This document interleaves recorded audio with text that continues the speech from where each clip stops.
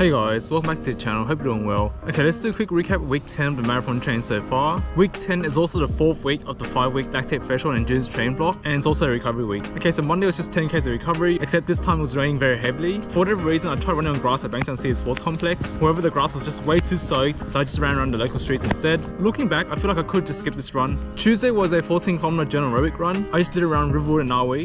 Again, it was raining very heavily. I got it done, but it wasn't a great experience. Wednesday was some intervals. It was 6 reps of 800 meters with about 90 seconds to walk recovery in between. It was raining again, but it wasn't too heavy compared to like Monday and Tuesday. And I decided to wear my Puma shoes for the grip, which is like excellent on like the wet surfaces. It was pretty hard to maintain focus and go fast in the rain, so I just did what I could. I also tried walk recovery this time instead of the usual jog recovery to see if it's much different. Honestly, it's about the same because 9 seconds goes by quickly either way. Thursday was 10 kilometers of recovery. I did around Riverwood and along a few unexplored streets as well. There was no rain that morning, but the surfaces were still fairly wet, so I just had to be a bit careful. Friday was an 18km medium long run. I did around the usual lip Rasselpan Creek Reserve. I felt fairly solid here. No rain as well, no dramas really. Saturday was a 30km general aerobic run with some speed work at the end, which is meant to be 8 by 12 seconds of hill sprints and then 8 by 100 meters of strides. I did it at Rhodes Park Run. It was raining a bit that morning, but fortunately it wasn't that heavy. I did most of the park run with Morgan, and we did go fairly quick, a bit under 20 minutes, so way too quick for general aerobic run I guess, but I should be fine. And then finally Sunday was a 26km long run. Luckily there was no rain that morning, so I decided to expand on the route that I've been taking to Illawong via Alfred's Point Road and go all the way to Sutherland and Miranda via Old Illawarra Road and Menai Road. It was a fairly nice route with majority of the way on like wide shed footpath. It was a bit hilly here and there, plus a few major roads to cross, but it wasn't that bad overall. Also, the boardwalk on the River Road was pretty cool as well. I might come back and explore a bit more when I get the chance. The total mileage for week 10 was about 104 kilometers. It was fairly chill for a recovery week, and the lower volume was definitely appreciated. It did rain quite often throughout the week, which is less than ideal, but it didn't impact the train too much, so yeah, it should be okay. Anyways, given it's been like a fairly rainy week of training, let's quickly talk about getting used to running in unideal conditions. For me personally, I think the ideal conditions for running is cooler temperatures, so anything below like 15 to 20 degrees Celsius, low humidity and dew point, nothing too sunny, so ideally I'd start before or like around sunrise. No wind, no rain, maybe a bit of drizzle is alright, definitely no thunderstorm and so on. Yeah, I'm kind of a picky runner, right? But realistically, we don't get ideal conditions every time we run. I usually get my runs done early in the morning, where most of the time I feel like I'm running in good enough or maybe close to ideal conditions, but there's definitely days where it just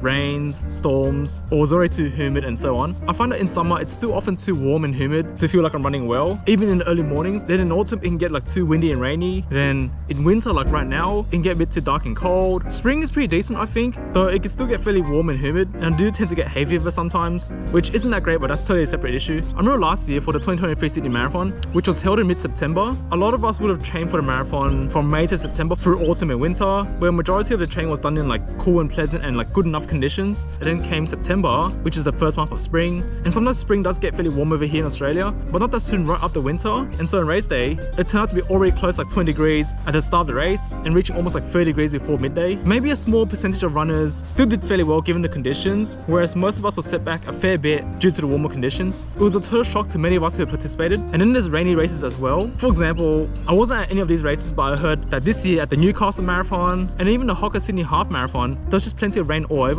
These races were all held in April and May, so during autumn, which would have likely been fairly cool and pleasant conditions for like racing, if not for the rain. And again, some runners did fairly well given the conditions, whereas many others are set back a fair bit. I think part of becoming a well-rounded runner is getting used to running in unideal conditions. Maybe getting used to isn't the right term here, but more like not too bothered or fazed by it, and that simply comes from experience and preparation. I wouldn't intentionally go out of my way to like run in unideal conditions, but it's more like if I have a scheduled run this morning and it's like rain outside for example, I'd personally still go out and get the run done as long as it's not storming. The same can be said for races, if it's not like cancelled or postponed of course. However, I think it's easier for me to not think twice about it because I'm currently trained for a big goal of mine, the Gold Coast Marathon of course. However, if I wasn't really trained for any races at all, I might be really tempted to just skip a rainy run. I do feel like there's more downsides to running in the rain than there are upsides. For example, visibility and traction is lower, so there may be high chances of slipping and getting an injury or even like getting into an accident. You may even catch a cold later on, which isn't really great. But that's not to say that there's no upsides at all. For example, some would say it builds character or like mental toughness. What happens when it rains on race day, right? You might as well get used to it beforehand. And I guess those who've had some experience in wet weather may be a bit better prepared and are able to manage their expectations a bit better as well. For example, while running in the rain many times in the past, I found which clothing works well for me personally. I used to wear waterproof or like water resistant jackets and like maybe too many layers as well, and tended to overheat as a result. So eventually I just embraced the rain and kept it simple and minimal since I was expecting to get fairly wet anyway. I also discovered which shoes are decent traction and grip on like wet surfaces and like which shoes to avoid. For example, Puma shoes with like the Puma grip outsole have like excellent traction, whereas the Brooks Glisten 20 was just slippery. The Saucony Dolphin Speed 3 didn't inspire much confidence either. The New Balance Fuel Cell V3 and even the Nike Vaporfly 3 was better than expected in the rain, but still not as reassuring as Puma grip, and so on with other shoes as well. I also figured out which kind of socks to wear and how to lace up my shoes to reduce the chance of blisters through heel lock lacing, and there's a bunch of other learnings as well. It's mostly trial and error, and over time you just get used to it. To date, I haven't done any races in like rainy conditions. However, I've done plenty of training runs in like all levels of rain at least, and by now I sort of know what to expect and how to prepare myself, I guess. When it comes to running in like warmer and like more humid conditions, especially during summer, I think it really taught me a few things as well. For example, figuring out how to stay hydrated, and for me that meant carrying like some water in like a soft flask. Maybe other methods could include wearing a hydration vest, stopping at water bottlers along the way, looping back to your car or like a key location for like a little water break, and so on.